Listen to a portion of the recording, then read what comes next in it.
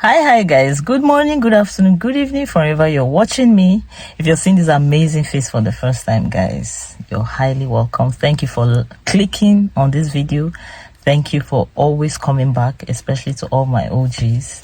I really do appreciate you. Okay, yes, so as you can see from the title of this video, I just want to see why a lot of people endure abuse, especially in the church. Why is it that a lot of sisters, a lot of men, especially women, okay, because this channel is out for the women, why do we so much enjoy remaining in abuse? And why do we struggle with it? Like, why do we just want to remain there? Okay, and I think I also experienced same, so I might be sharing from my experience and possibly from the experience of others. All right, thank you so much. I do appreciate you. Okay, so from my experience, I would say one of the reasons why a lot of people remain in toxic abusive relationship, especially in the church, is because they are too busy about the cares of this life. Okay, probably that abusive spouse is wealthy, he has a car, he has a house, he's doing well,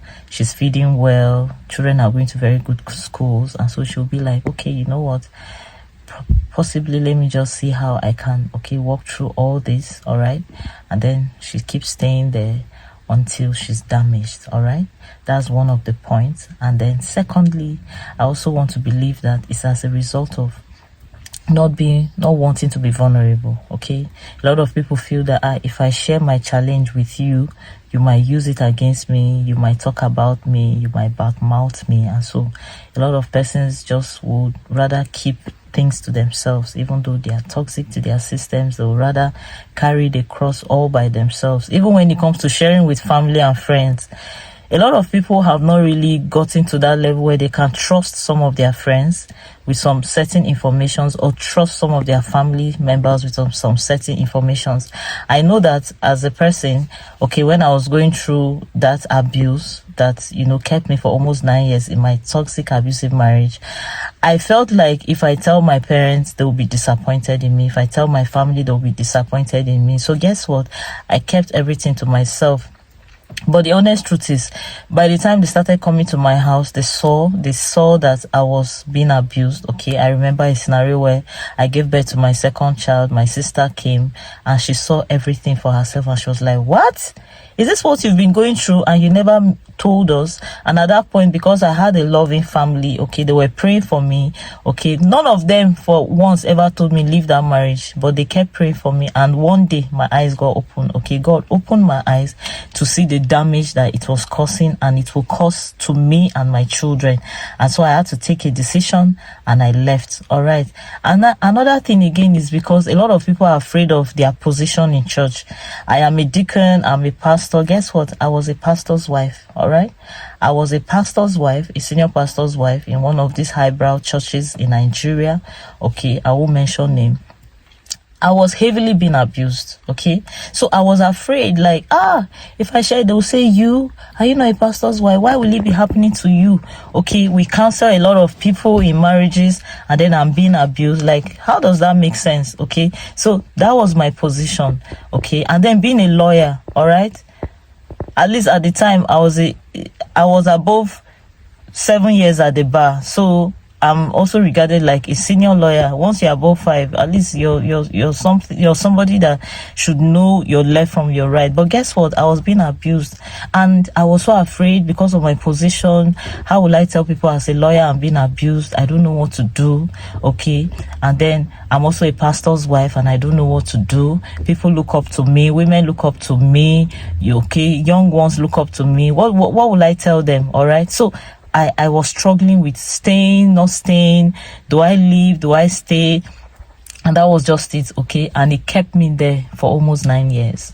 Guys, it's not a good place to be. And then another thing is the church. The church, most times, they fail to disciple and mentor people.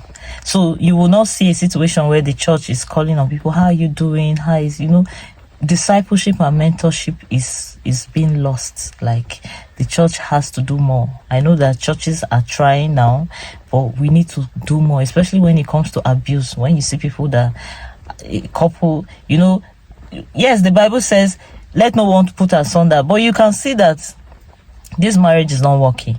I know that a lot of people say, and tomorrow now when they settle. But look, toxic marriages and abusive marriages are two different things. The church needs to understand that there are abusive and troubled marriages. Okay, a troubled marriage is something that you can handle.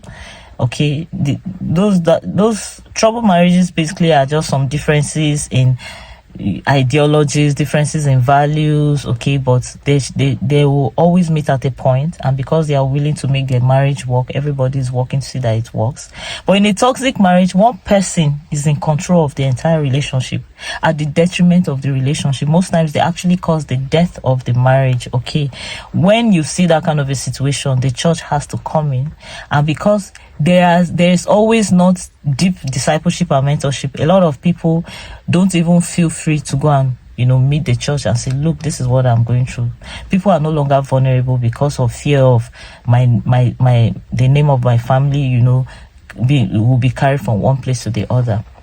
So I'm here to say, if you are like me, or you were like me, okay, when I was struggling as to staying, living, don't struggle. Because I know that every single point I've raised here are some of the things that you are also struggling with. Okay, but if you're looking at your mental health, you're looking at the future and the health of your children, the healthy relationships of your children, you need to, think about it. Take a step. Okay, a bold step. Honestly, living a toxic relationship is faith on its own. Yes, if you don't have faith, you cannot live a toxic relationship. You will keep staying there and thinking things will change, but guess what? It keeps getting worse. So I want to believe that with these few points, you're now clear as to why you struggle to stay in that toxic relationship, or to move, or to leave. I am here to encourage you that you don't need to struggle. Okay, just take the bold step.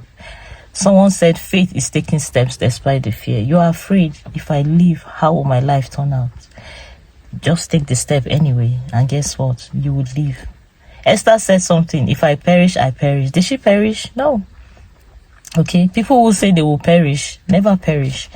So guys, thank you so much. If you have watched this video to this point, what are you waiting for? Kindly hit the notification button and subscribe, guys. I love you all. Keep staying cool. See you in my next video. Bye. Cheers.